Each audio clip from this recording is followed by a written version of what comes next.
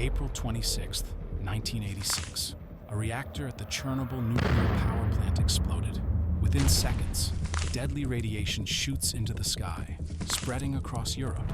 The Soviet government denies everything, while an invisible killer seeps into the air, the water, and even the food. The Soviet Union needed power, not just electricity, but global dominance. They rushed to build nuclear plants, ignoring safety risks, cutting corners, and silencing anyone who spoke up. Then Chernobyl happened, an explosion so powerful it sent radiation across Europe. But instead of warning people, Soviet leaders covered it up, letting children play outside and families go about their day, while they were breathing in death. And that was just the beginning. Radioactive food, political cover-ups, and a poisoned population, all hidden behind the Iron Curtain. This is the story of how one nuclear disaster exposed the disturbing truths of the Soviet system, truths they attempted to conceal in the aftermath of Chernobyl.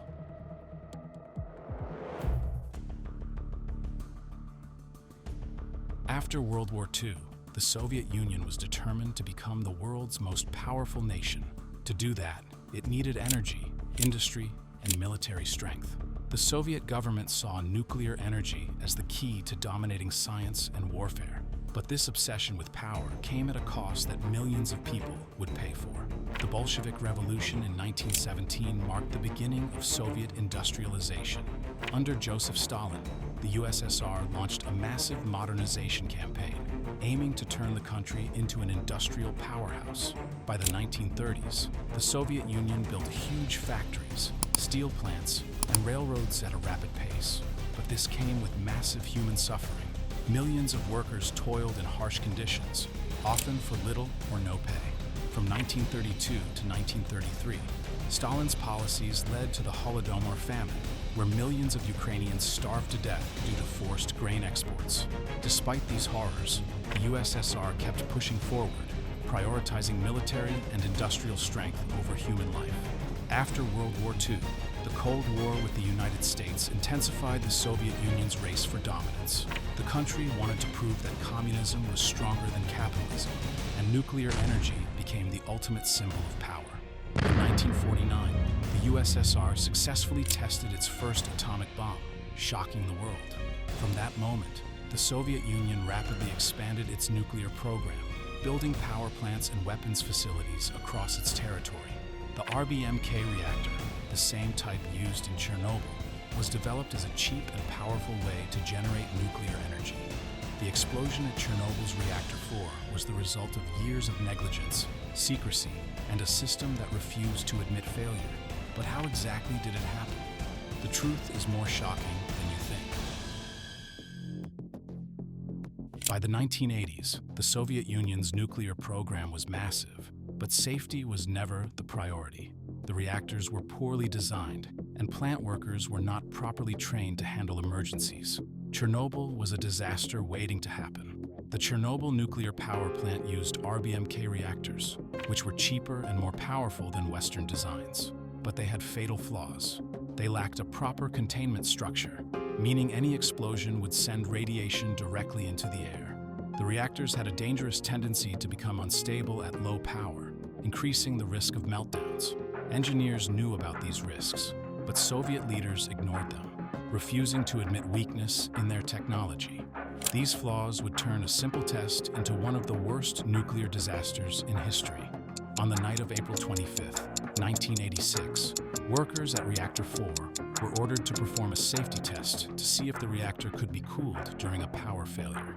The test was poorly planned, and the workers were not fully trained on how to handle it. When they lowered the reactor's power, it became unstable, but instead of stopping, they pushed forward. At 1:23 a.m. on April the 26th, a sudden power surge caused an explosion, blowing the reactor apart. A massive fireball shot into the sky, and radioactive debris rained down on the area. The roof of the plant was gone, and deadly radiation was now escaping unchecked. Despite the explosion, Soviet leaders refused to accept the reality of what had happened. Firefighters were sent to control the blaze without protective gear, exposing them to lethal radiation. Plant workers and residents of Pripyat, the nearby city of 50,000 people, were not warned about the radiation. Instead of ordering an evacuation, authorities acted as if nothing was wrong. For 2 days, people went about their daily lives, breathing in radioactive dust, drinking contaminated water, and unknowingly poisoning themselves. The Soviet government might have kept the disaster a secret if it weren't for Sweden. On April the 28th, 1986, Swedish scientists detected high radiation levels in the air. At first, they thought there was a leak in their nuclear plants, but when they investigated, they traced the radiation back to the USSR. Sweden demanded an explanation, and with the world now watching, the Soviet Union was forced to admit something had happened. The explosion was just the beginning of the disaster. What followed was one of the biggest cover-ups in history, where the Soviet government hid the truth, downplayed the danger, and sacrificed thousands of lives to protect its reputation. The lies were just as deadly as the radiation.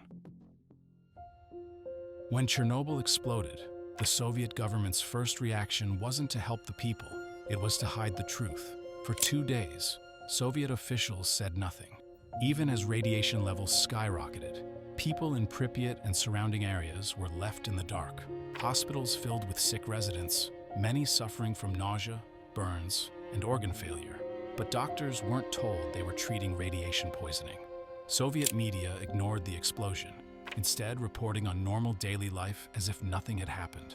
Even after Sweden exposed the radiation leak, Soviet leaders downplayed the disaster, insisting everything was under control. One of the most horrifying acts of the cover-up happened in Kyiv, Ukraine, just days after the explosion. On May 1st, 1986, while radiation silently poisoned the air, the Soviet government forced thousands of people, including children, to march in the May Day parade.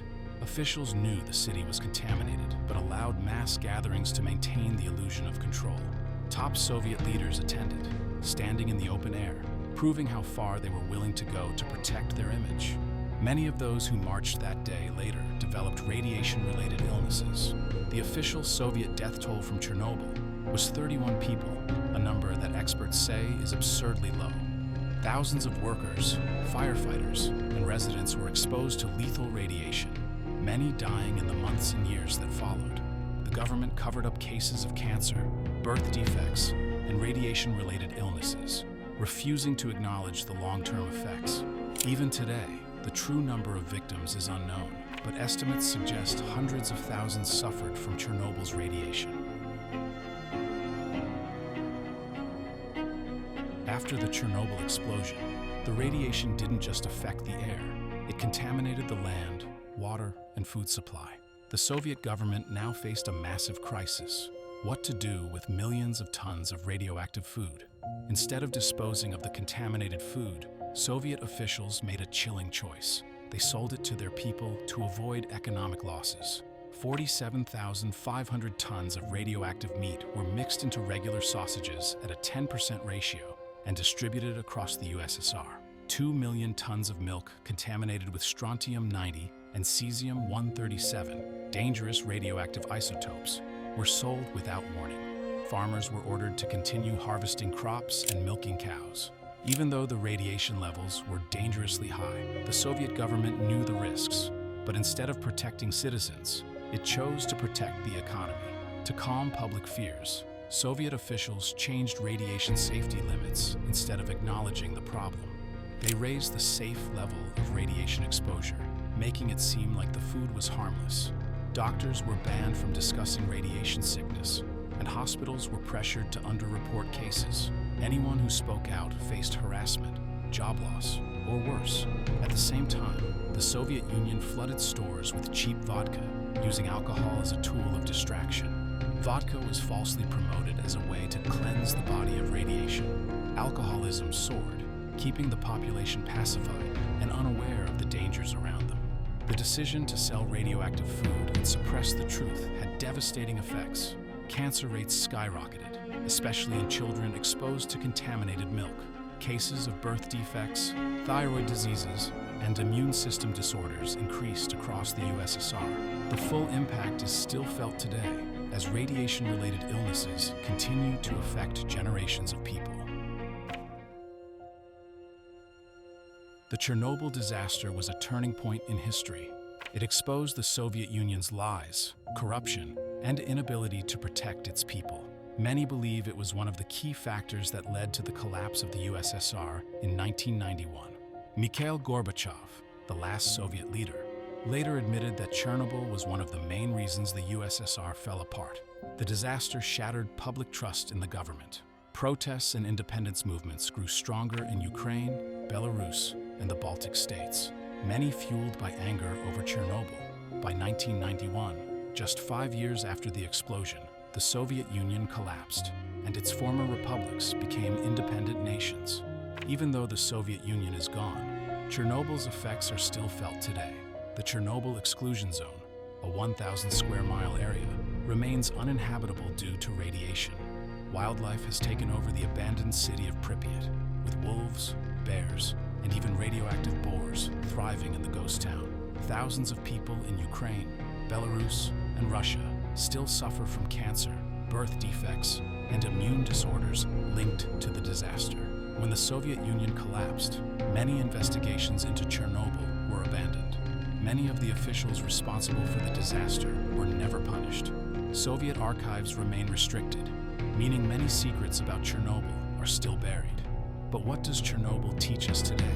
Chernobyl was more than a nuclear meltdown. It was a warning about what happens when governments value power over people, secrecy over safety, and control over truth. Even decades later, the full story is still being uncovered. But one thing is clear: radiation fades, but the consequences of Chernobyl will last for generations. What do you think? Was Chernobyl just a tragic accident? Or was it the inevitable result of a broken system? Could something like this happen again in today's world? Let us know your thoughts in the comments. If you found this video informative, don't forget to hit the like button and subscribe to our channel for more deep dives into history's biggest secrets. Thanks for watching, and we will see you in the next video.